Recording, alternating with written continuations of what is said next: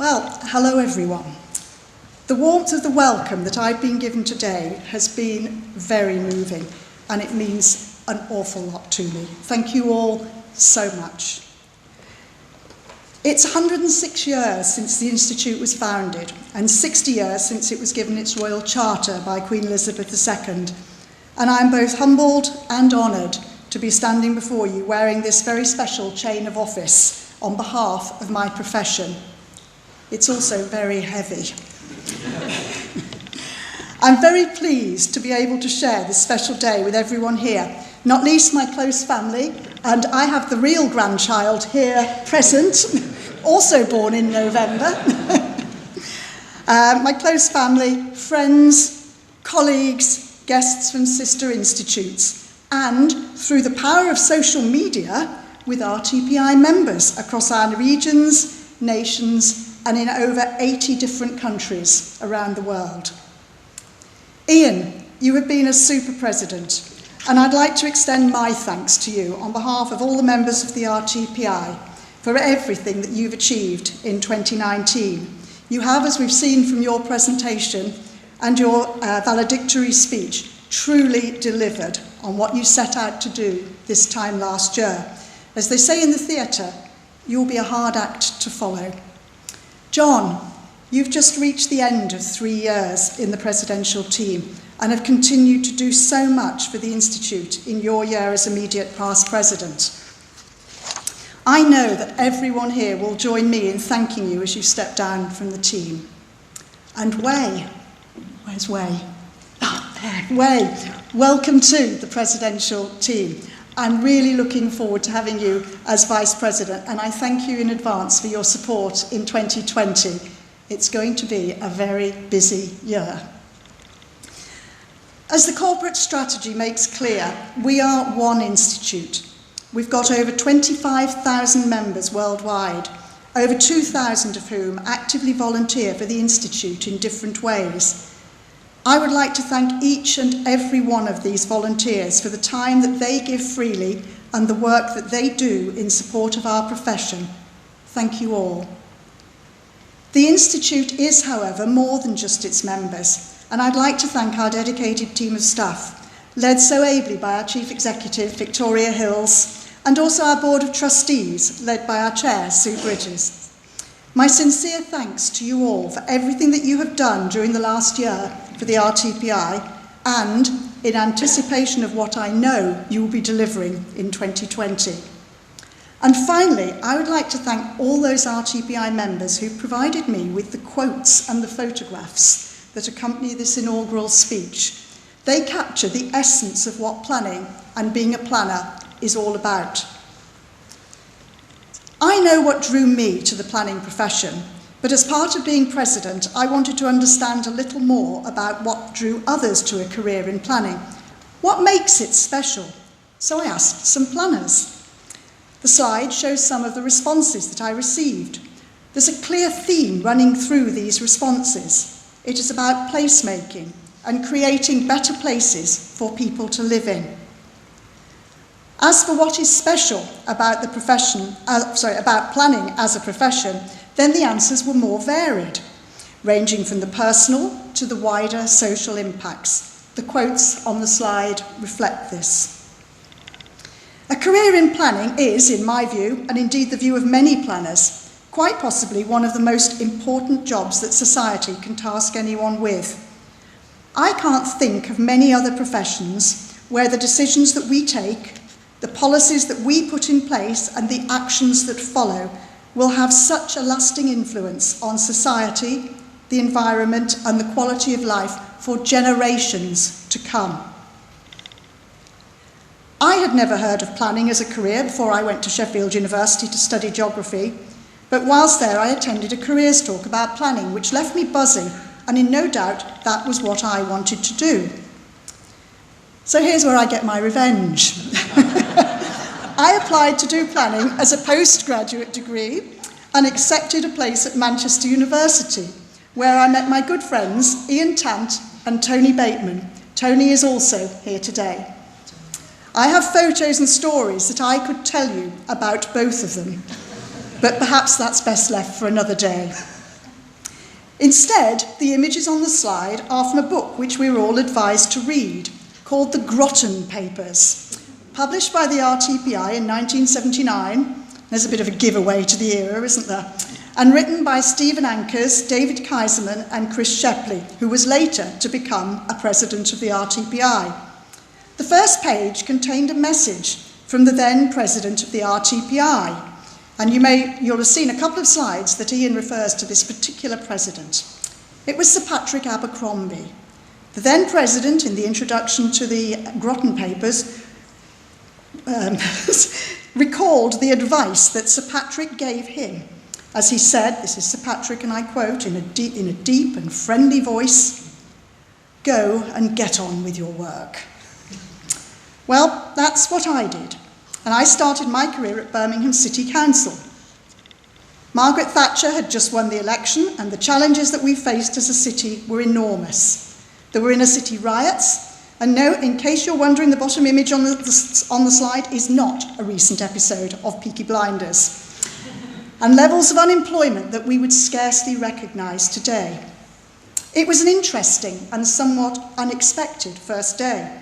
I'd only been in post for 3 hours when the office walked out on strike. This was not, I was assured, a reaction to me joining. But being a newbie, I was very unsure as to what I should actually do. I ended up spending a most pleasant afternoon on an impromptu site visit with Simon Payne, who is also here today, visiting parts of the city centre that were later to be transformed by the planners. I've been privileged to work with many inspirational planners, but in particular, I would like to single out the late Graham Shaler, who was the City Planning Officer at Birmingham City Council from 1974 to 1990. It was Graham who set up a city centre projects team in the early 1980s and asked me to join it, to tackle the challenges that Birmingham faced, and to take forward the redevelopment of the city centre, breaking through the barriers of the 1960s concrete collar, master planning, and delivering the International Convention Centre, for which I submitted the planning application, delivering the new Brindley Place and the National Indoor Arena, together with a number of other major city centre projects. The quality and design of these spaces and the places that were created has had a lasting impact on my home city. 10 enjoyable years followed teaching planning law and practice at the University of Central England, now Birmingham City University. During this time, I think I taught around 1,500 students. It's always very touching when former students contact me, as many have done over the last year, or come up to me at events to say hello, although their age and maturity is somewhat disconcerting. But I'd like to say today just how proud I am of them, and so pleased that so many of them are now at the very top of our profession. My time at Advantage West Midlands as Head of Planning and Transport equipped me well for the intricacies of working closely with government. Having lobbied ministers and Treasury on behalf of planning, my region and all the English RDAs, attended select committee, that was an experience, sat on government steering groups and responded to white papers, I know just what is coming in 2020 and how to get the best from the process. I've also spent time in the private sector, firstly as Midlands Planning Policy and Economics Business Leader with Arup, and latterly as a Regional Director with Pegasus. Both roles provided me with a real understanding and a valuable insight into the range of different perspectives of planning, most notably from developers, large and small, landowners, house builders, and infrastructure providers. The 2 years that I spent with National Planner for RTPI Planning Aid England was particularly rewarding. During that time, I worked with government on the Planning Act 2008 National Policy Statements consultations, trained the then infrastructure planning commissioners and other civil servants on what makes good engagement, and lead authored the RTPI's Good Practice Guide on engagement and development projects. Most importantly, I provided professional support and training for our 65 staff and 1,500 volunteers. They were amazing people, and I would like to thank them for all the work that they did and that Planning Aid continues to do. Throughout these seemingly different roles, a clear and consistent theme has emerged, namely that good planning and meaningful engagement are inextricably linked. Experience is, however, only part of the equation. And as President of the RTPI in 2020, I know that I'm going to have to draw on other life skills. From a very early age, in fact 8 months, I had worked out that if you made an effort to reach out and engage with people, then you almost always got a good response. I got lots of attention. The same has been true throughout my career and is very much true today. I have met some wonderful people as a result of this approach. Equally, I am not afraid to learn new skills, to do things that challenge me in different ways, and to live life in the fast lane. As many of you know, especially if you read the recent article in the Planner, I enjoy spending my time leading groups of adults and young people in the mountains and hills of the UK and Europe. Indeed, it is the photograph in the Planner where I'm stood ice axe in hand on a snow-covered rocky ridge that seems to have generated more interest than the article itself. Where was it taken, I keep being asked? Well, I'll give you the answer, but it depends whether you share it with others. The answer was at a height of 3,800 metres on the Cosmic Arête on Mont Blanc. My love of mountains is shared, though, by other members of the RTPI, including one Clive Harridge, who is sat here today, Secretary-General of the Commonwealth Association of Planners, and yet another former RTPI president who has, I believe, also climbed the Cosmic Arête. The RTPI West Midlands also shared that enjoyment of mountains, and for 2 years running, we successfully completed the WaterAid Top 100 Mountains Challenge. The second time, John Akers being in the team, was particularly notable due to the adverse weather conditions, high wind and heavy rain, which resulted in a number of other teams out there having to call out mountain rescue. We, of course, did not need to do that.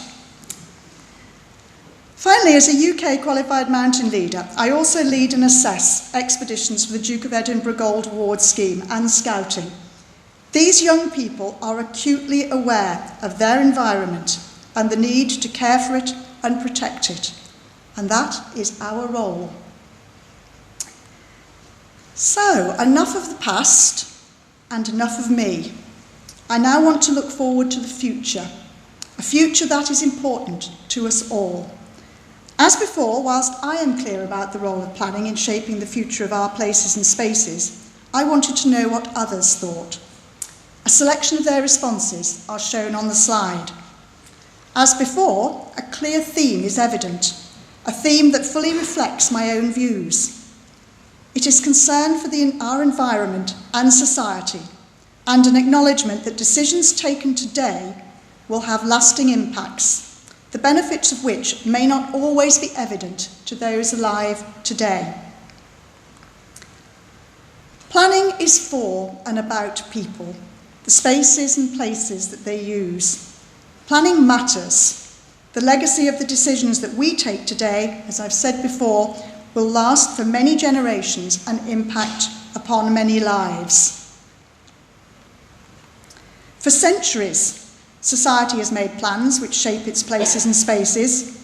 These plans have often been associated with ensuring that the necessary infrastructure is in place, from roads to support trading and the movement of people, through to public health, housing, and the need for clean water.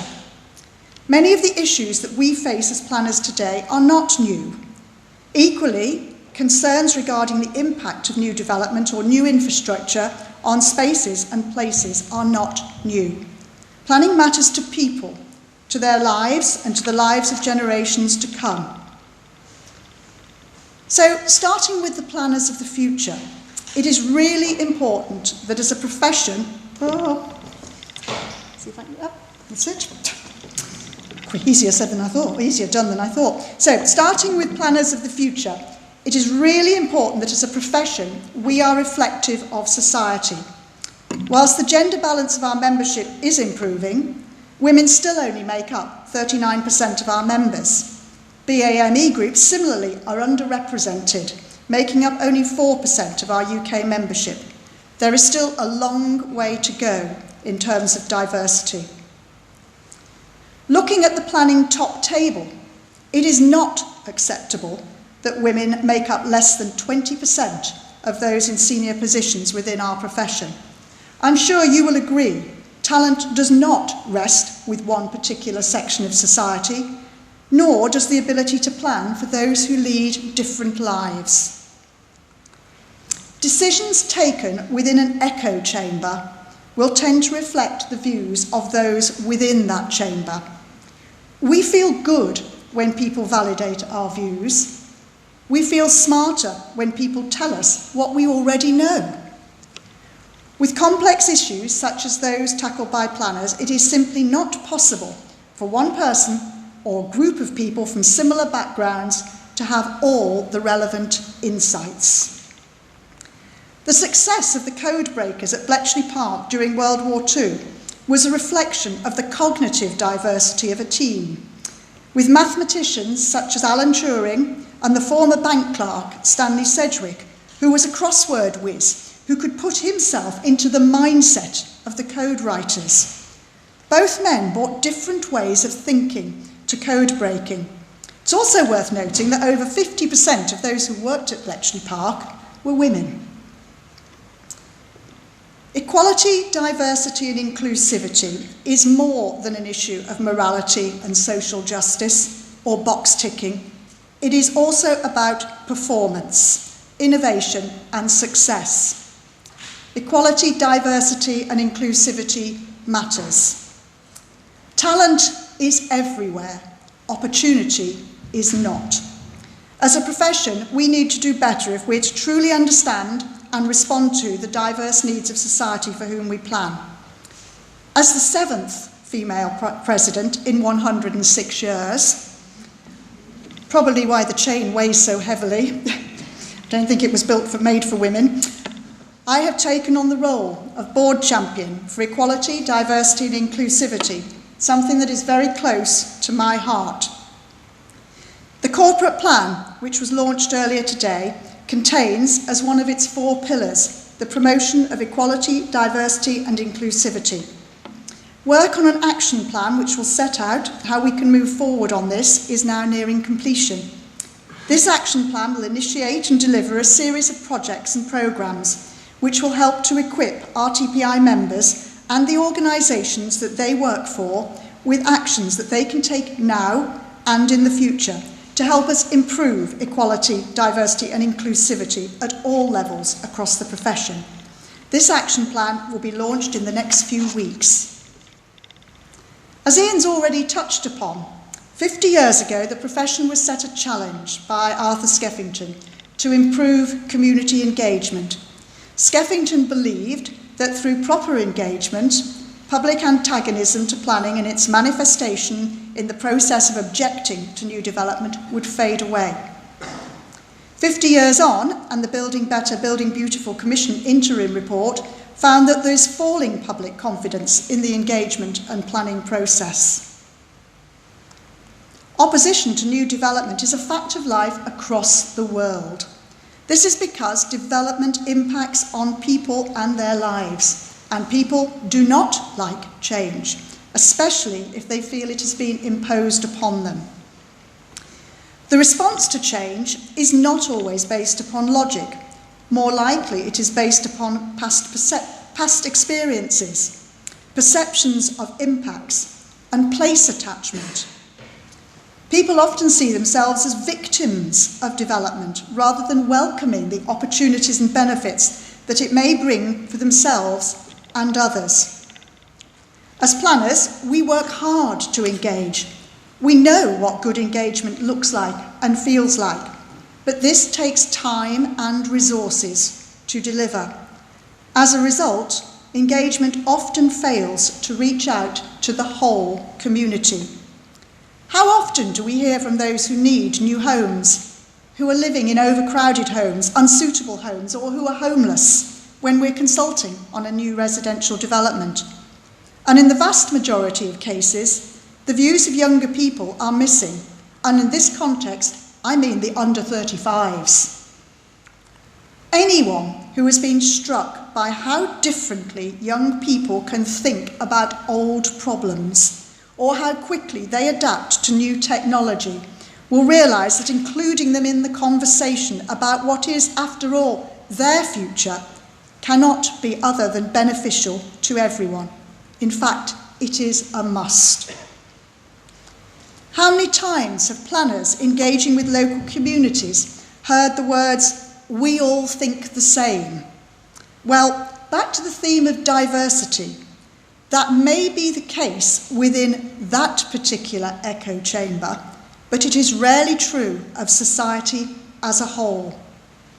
Many people assume that other people live lives much like they do, but this is often not the case, even within an individual family. Our social networks are full of people with similar experiences, views, and beliefs. As I mentioned earlier, it makes us feel good to have our own views echoed by others. But as planners, we are planning for everyone, and we need to hear from all voices, not just those who shout the loudest. When consulting on local plan policies, we're asking people about the future of their areas. What could be more important? Yet typical response rates for local plan consultations are less than 1 in 10,000 of the population of that plan area. Whilst it's good to see that engagement in neighbourhood planning is much better, in the case of pre-application consultation, response rates are typically about 3% of those directly notified of an application and are largely objection-led, reflecting discrete, geographic and demographic views. What other business would make decisions on the future of a product or service based upon responses from such a small section of society?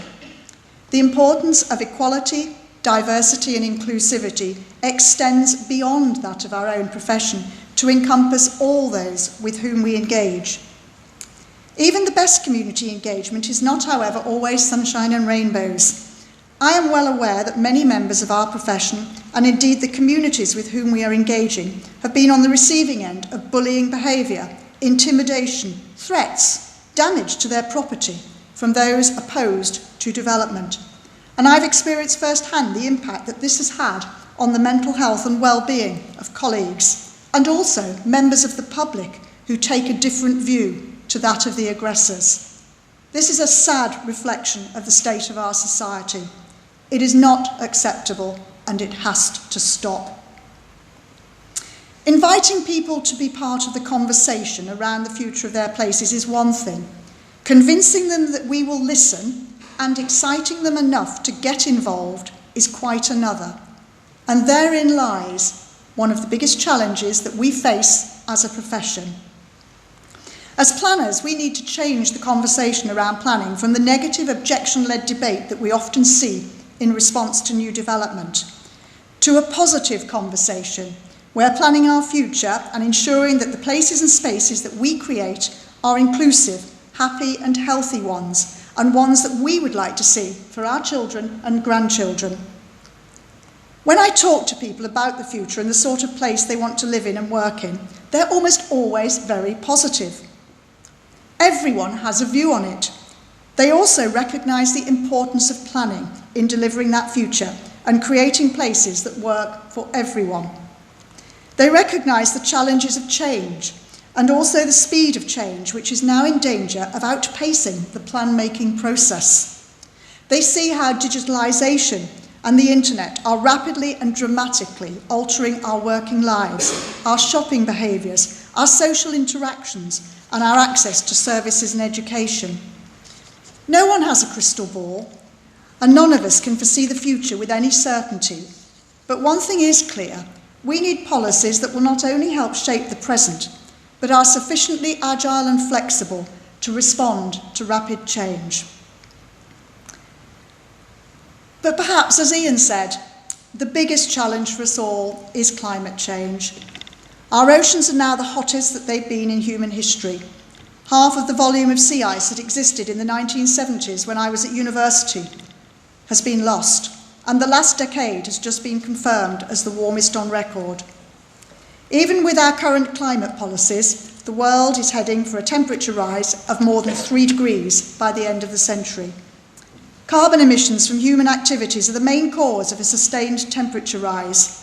But as temperatures continue to rise, so efforts to limit this continue to falter as science collides with politics. The changes in global climate and biodiversity are amongst the most serious issues of our time, and the built environment is a major contributor, accounting for almost 40% of energy-related carbon dioxide emissions, whilst also having a significant impact on our natural habitats. There is no planet B, and as Sir David Attenborough said last week, we are at the moment of crisis. Events around the world are sharpening the understanding and appreciation of the risks of climate change. Immense fires, hurricanes, floods and droughts. Solar panels and meat-free Fridays are not enough. The time has come for big changes and meaningful action. There will need to be trade-offs and difficult decisions. We cannot simply say we want net zero and then continue with a business as usual approach. Oh, sorry, I missed that one. It is easy to set targets. It is much more difficult to implement them. As a profession, we have a key part to play as we move into a decade of climate action and delivery. As planners, our focus needs to be on more than limiting emissions to net zero by 2050 or sooner. It also needs to be on how our urban and rural areas can be equipped to adapt to the physical impacts and risk of climate change for the sake of future generations. Our decisions will have a profound impact on the future resilience and, in turn, the quality of life. We know how the disruptive impacts of floods, coastal change, excessive heat and cold affect the lives of ordinary people. We also know that at places that are more attractive to pedestrians and cyclists, where air quality is better and where public transport provision is good, will not only have lower carbon footprints, but will also be healthier and better places for people to live and move around in. It just makes sense. I think my slides have probably got a little bit out of order here, but never mind, we'll carry on. There's the next one.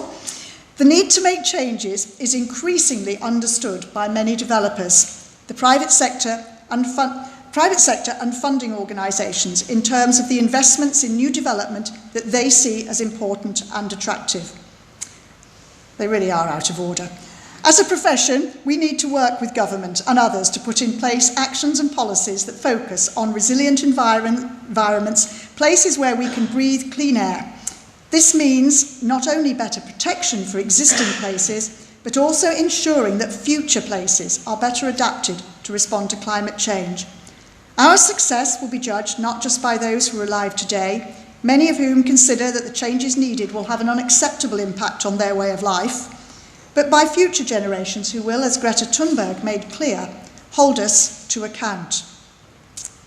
Climate action is at the heart of the RTPI Corporate Strategy 2020-2030, and I'm delighted that Ian has taken on the role of Board Champion for Climate Action and will be representing the RTPI at the highest level on this matter. Thank you, Ian. I know that you will have the support of all the members. Across the country, and indeed globally, planners are developing new ways of collaborating, sharing information and using technology to plan infrastructure in a more efficient and coordinated way. The last decade has been one in which English regional and strategic planning has been dismantled.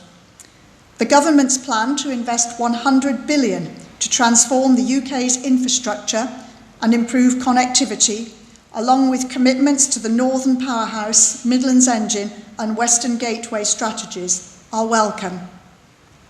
However, as Michael Heseltine made clear when launching Ambitions for the North, a spatial framework for people and plans in the north of England, it is only through leadership, greater coordination and ambitious planning that the big strategic challenges can be addressed, making sure that investment and growth works for everyone. Turning to the housing challenge, this is not just about the present, it is also about the future. The challenge of addressing a shortage of homes, especially affordable homes, to meet a growing and ageing population is something that planners across the world are facing. But providing homes is more than about numbers. A home is more than bricks and mortar. A home is also about the place where it is located, the social networks that exist, the green spaces around about, access to public transport, access to supporting facilities, education and healthcare. A home should also be a place that is fit to live in.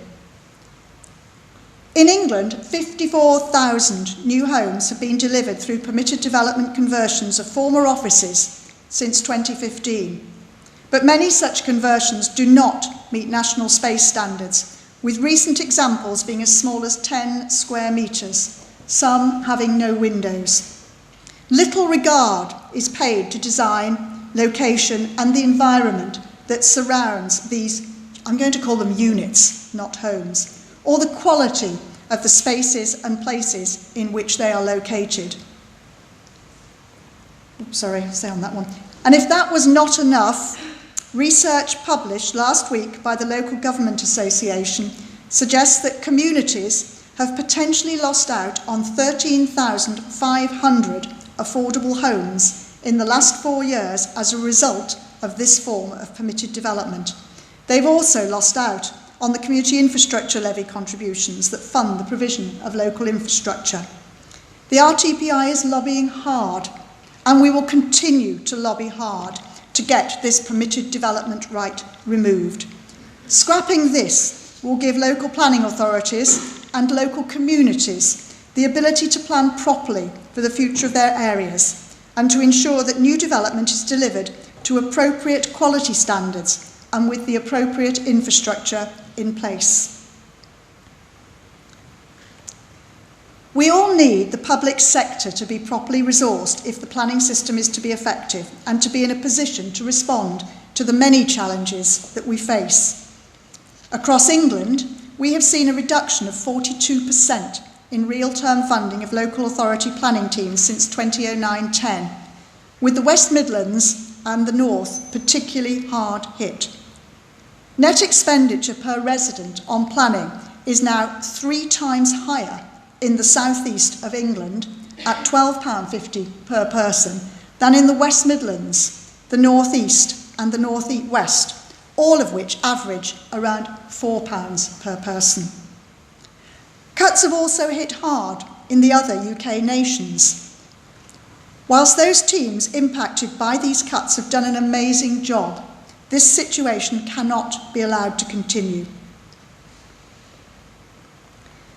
The need for good planning matters everywhere. Its value both today and in terms of our collective futures cannot be underestimated. Planners in all sectors need the ability to plan and deliver resilient, well-designed places which are socially and environmentally sustainable. Over the coming year, the RTPI will be lobbying hard to ensure that planning departments are properly resourced, with chartered town planners given the regulatory and policy tools that they need to support the delivery of the future that society expects and deserves. The future of planning lies in our young planners. And when you meet them, their enthusiasm is infectious. Well, what better career and profession could there be? Last year saw the introduction of the RTPI apprenticeship scheme, a scheme which will undoubtedly help widen the diversity of our profession. I'm privileged to be teaching 8 of the first year intake of apprentices at Birmingham University. These apprentices are studying alongside another 60 or so postgraduate students, including 20 who come from overseas. Such is the value placed upon RTPI accredited planning education. And I was particularly touched by one student, Fan Wang from China, who reflected on the session on community engagement in planning, and then took the time to get in contact with me over Christmas to share his thoughts about how he felt he could take some of that back. The young planners that make up our profession are also very committed, inspiring, and confirmation of the fact that the future of planning will be in good hands. We need to nurture, support, and encourage all our young planners. So you'll be pleased to know, by way of conclusion, we need an excited and supportive public, where diverse views and voices and views are heard and valued. A diverse profession that better reflects the communities we serve, especially at senior levels, and valued and properly resourced planning teams. There is no doubt that we face challenging times, and I will be speaking out at every opportunity in support of planners and planning, the value that we bring to society and the importance of our role, not just for those alive today, but for the generations that will follow. Over the coming year, I hope to meet many of you as I travel around our nations, regions, and globally, sharing the excitement and the power of good planning. I hope that you will also read about the things I have been doing on the President's blog that I'm being taught by Ian how to write. And as I take with pride and confidence the message about the importance and value of planning to politicians, to the press, the public, schools, colleges, universities. So I am sure that you will see from what I've said why I'm looking forward so very much to my year as President of the RTPI 2020. Thank you all so much for listening. Thank you.